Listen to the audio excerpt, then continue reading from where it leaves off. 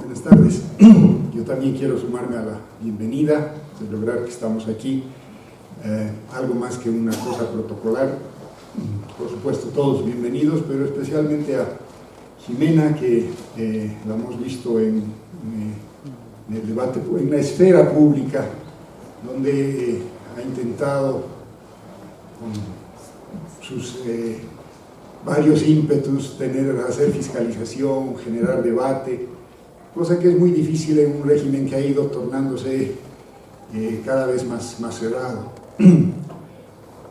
Aunque me cae muy poco bien el régimen que felizmente ha sido defenestrado, yo no suelo inmediatamente ponerle el título de autoritario o totalitario, menos aún, porque efectivamente ha transcurrido por un ciclo.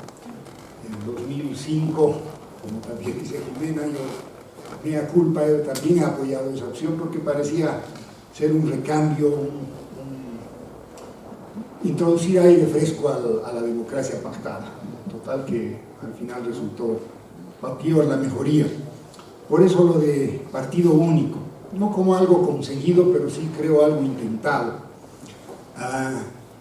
No hay en el mundo actual un régimen político con partido único que pueda ser a la vez democrático. No hay tal cosa. En los 60 creíamos que podía ser eso, antes también, resultado de la Revolución Soviética. Hoy es claro de que quien controla el ámbito de que supuestamente es de mediación entre el ámbito específicamente político y la sociedad, si es único, se vuelve inevitablemente autoritario o con tendencias dictatoriales. Quizás el dato que faltaba en una de las exposiciones para ir entendiendo la cerrazón del MAS no tiene que ver solamente con razones económicas, también las pulsiones de poder operan, y cuando uno revisa la literatura, que es de larga tradición en la humanidad, los filósofos se han ocupado de eso desde que hay humanidad, y todos identifican lo que los griegos clásicos llamaban la ibris, y literatura más contemporánea, incluso con cierta influencia psicoanalítica, también hablan de esta lujuria o pasión del poder, así que no es un dato extraño.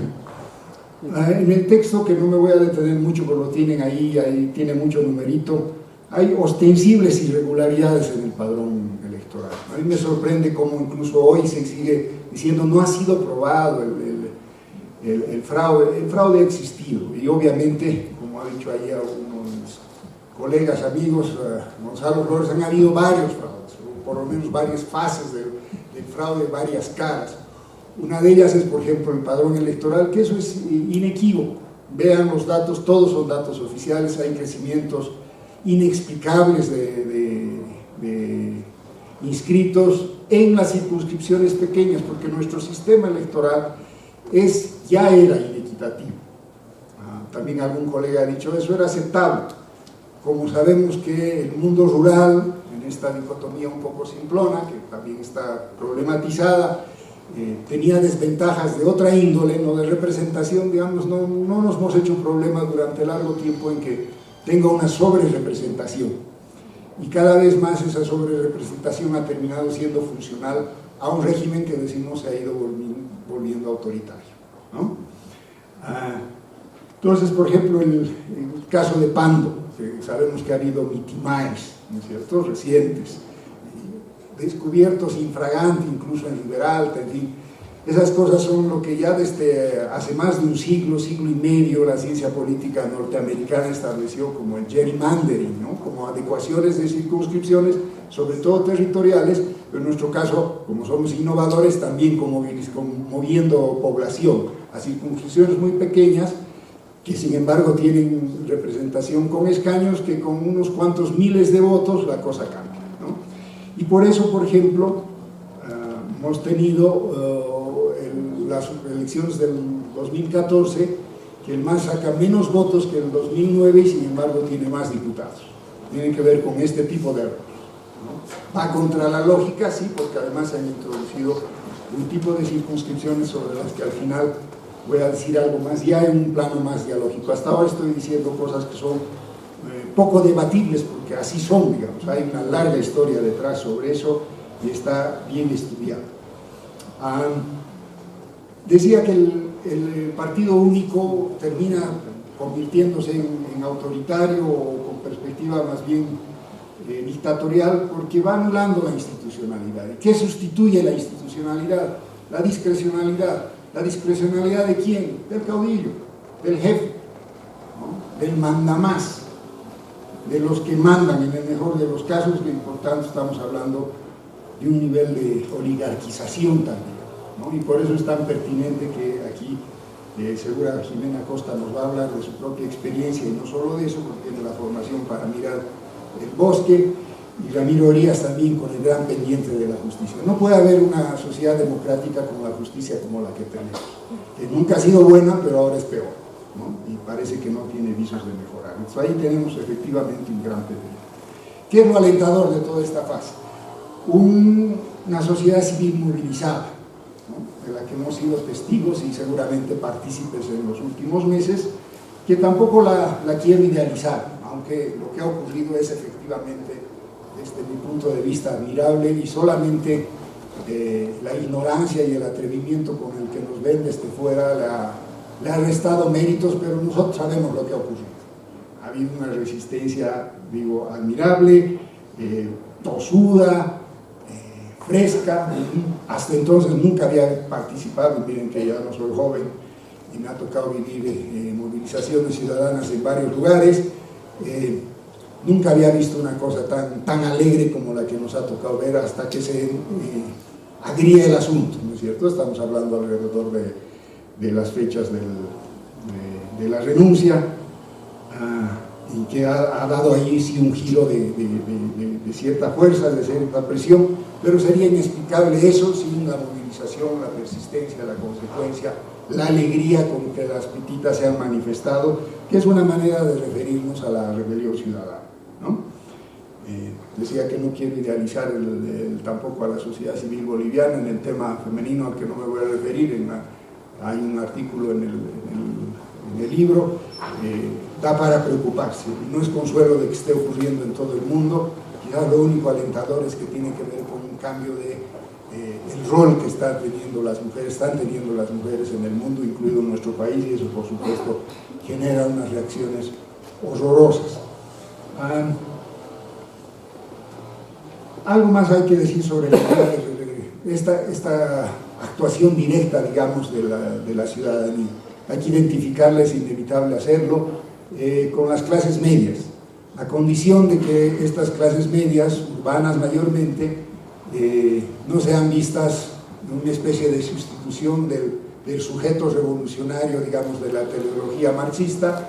Nada de mesiánico en esto, más bien al contrario, la tradición sociológica del estudio de las clases medias, empezando por Aristóteles, fíjense que antiguo es más bien un segmento de la población morigerador, y es morigerador no porque son virtuosos, sino porque en eso se juega su propia reproducción, ¿no? En no permitir la sobreacumulación de unos, pocos normalmente, y en detrimento de otros, que no suelen ser tan pocos, que son los pobres. En condiciones específicas de depresión y de crisis también pueden actuar reaccionariamente, y eso es bueno saberlo para tampoco idealizarlas.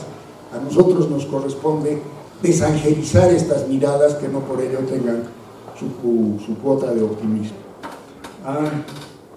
Dos autores de la sección que estamos comentando, Marité Segada y Comadina, en un texto inmediatamente anterior a este, pero que lo permea, también hablan de las clases medias, ¿no? En un tono más optimista Comadina, más cauta Segada, pero ambos, junto con Luis Tapia, que también contribuye en el volumen, coincidimos en una cierta crisis de representación, es decir, un cierto agotamiento de los partidos políticos, que tampoco es exclusivo del caso boliviano, aunque en el nuestro está alentado por la presencia del partido único, ¿no? Que la voluntad del partido único, que fue intentando anular, descabezar, perseguir a la oposición, que tampoco hacía grandes méritos para ser defendida, pero indudablemente tiene todo el derecho del mundo para ser parte de la escena pública.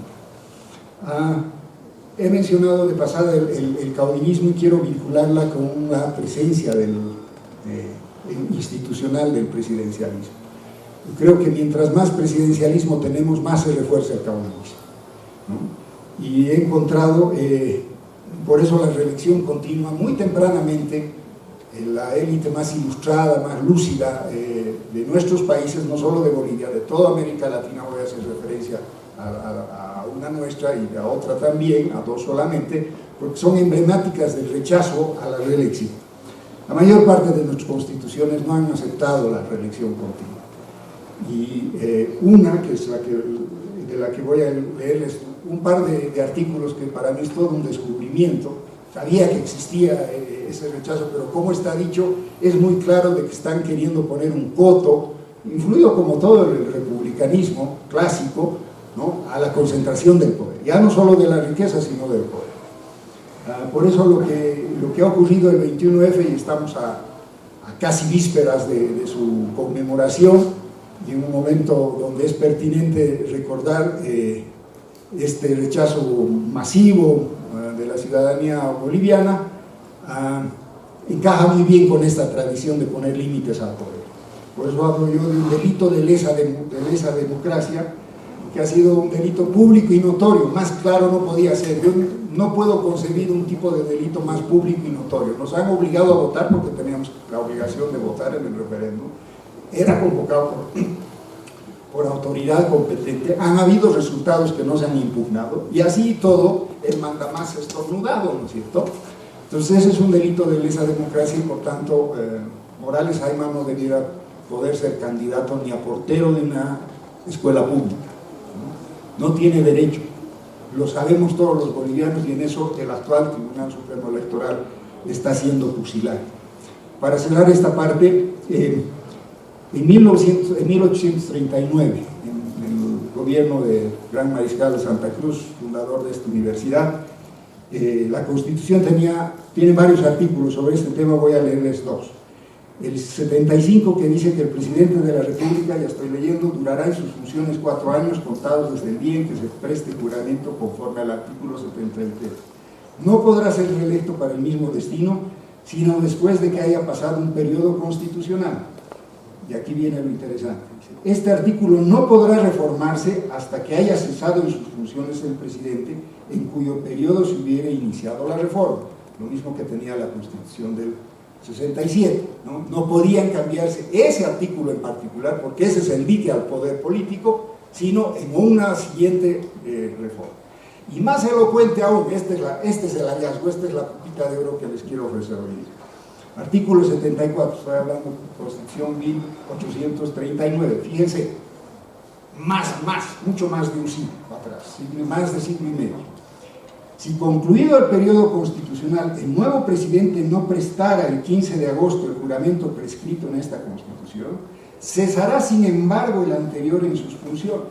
Aún si no hay nuevo presidente que ha jurado, igual el anterior, el que está en funciones, cesa. Entrando a ocupar su lugar el presidente del Senado, si el cesante contraviniera esta disposición, el que está en funciones, desde ese momento es declarado traidor a la patria y fuera de la ley. Desde ese momento es declarado traidor a la patria, es decir, el máximo delito público, y puesto fuera de la ley. Por eso es que estamos bien cuando desde que se ha resistido a obedecer el 21F, Morales Ayma para mí ha dejado de ser señalado como presidente y me ha referido siempre como gobernante o como mandatario. Voy a hablar ahora, he prometido hacer diálogo, hasta ahora he hecho afirmaciones, digamos, que tienen su respaldo, que son más o menos evidentes, pero ahora sí quiero introducir algo de diálogo, un poco en continuidad con lo que se ha dicho en la mañana y también en la primera parte de esta tarde. Menciono las circunscripciones especiales porque es uno de los elementos dentro de la representación que tendrían que ver con el Estado plurinacional, o más precisamente con la ciudadanía étnica. En el libro hay un artículo de nuestra colega, que en la mañana le he visto, a Juanita Roca, que tiene una respuesta de rechazo a eso, bien argumentada, bien formulada, en la que yo hace 10 años hubiera estado en total desacuerdo.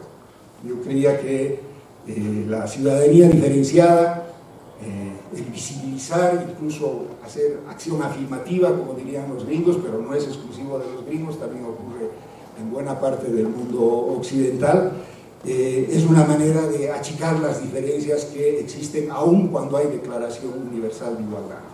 Hoy ya no estoy tan seguro y eso es lo que quiero preguntar, un poco con un guiño específico a Freddy Caarapi, al otro lado del panel, pero no solo a él, también a hacernos a nosotros esa pregunta, si ese camino es correcto. Para mí no hay duda de que el régimen del MAS ha aplicado, ha mal usado eso, no tengo ninguna duda al respecto. Pero no es solamente al MAS que estoy cuestionando en esto de la ciudadanía étnica, sino al dispositivo mismo. Si uno mira lo que está ocurriendo como oposición a la ciudadanía étnica, piensen en la ciudadanía cosmopolita o universal. El mejor ejemplo de un Estado supranacional que se estaba construyendo es la Comunidad Europea. Y ahí tenemos ahora como uno de los datos fuertes, también vía referéndum, el Brexit, ¿no? En un país que ha sido modélico en la transición democrática, en los acuerdos, como ha sido la España de los finales de los 70s, tenemos Cataluña, que tiene una influencia referente a nuestro regionalismo, al cruceño, para decirlo con su nombre, que hoy está más o menos silente, pero tiene que ver con los actores políticos que están en escena, ¿cierto? Dos de las tres candidaturas más importantes, además de la del MAS, tiene figuras cambas, y por eso es que, y no solo cambas, como sabemos, vinculados a la institucionalidad cruceña, vinculada a los negocios de los que se han hablado aquí buena parte del día. Entonces, no es de extrañar que ahora el tema regionalista, que en su momento, hace una década, también tenía tintes étnicos, ¿se acuerdan? ¿No? Había una afirmación también etnicista de Estelo Camba para dar fuerza al regionalismo. Entonces, me da la impresión de que hemos avanzado mucho en lo que podríamos llamar, evocando a nuestra historia de reclamos, memorial de agravios permanentes, en vez quizás de un otro texto maravilloso, más de inicio de la colonia y más indígena, que se llama Nueva Crónica y Buen Gobierno, que era más propositivo, aunque también debo señalar, para ser honesto, quienes no conocen con ese texto de Guamán Poma de Ayala, que también tenía la imagen de dos repúblicas que coexisten, pero coexisten, eso es lo que me importa. El de las dos ya no estoy tan seguro, y acabo diciendo que esto lo formulo no solamente por lo que se ha visto en la crisis de noviembre, que todavía estamos viviendo sus coletazos, sino que este agregamiento, esta animadversión entre nuestro relacionamiento entre unos y otros, no tengo problema con las diferencias, sí tengo problema con el trato que nos hemos ido dando, y no se olviden, no es un problema de formas, eso está trasuntando varias de las cosas que hemos tratado a lo largo del día, que tienen que ver con nuestra mal resuelta comprensión del fenómeno urbano-rural. Por eso es que en la crítica a las circunscripciones no me centro tanto en la diferencia rural-urbano como entre las diferencias regionales, que es ahí donde está operando la diferencia fuerte, lo inequitativo más bien, y más bien preocupado por esto, porque es imposible pensar una democracia donde una parte de los ciudadanos vea a los otros como a sus enemigos, o a aquellos con los cuales no puede relacionarse. Estoy de acuerdo, y lo he marcado fortísimo, las cabezas, los responsables del MAS fuera, muerte civil, pero no lo que ellos estaban expresando en su momento como empoderamiento de los pueblos indígenas y de ciertos sectores populares. Eso, gracias.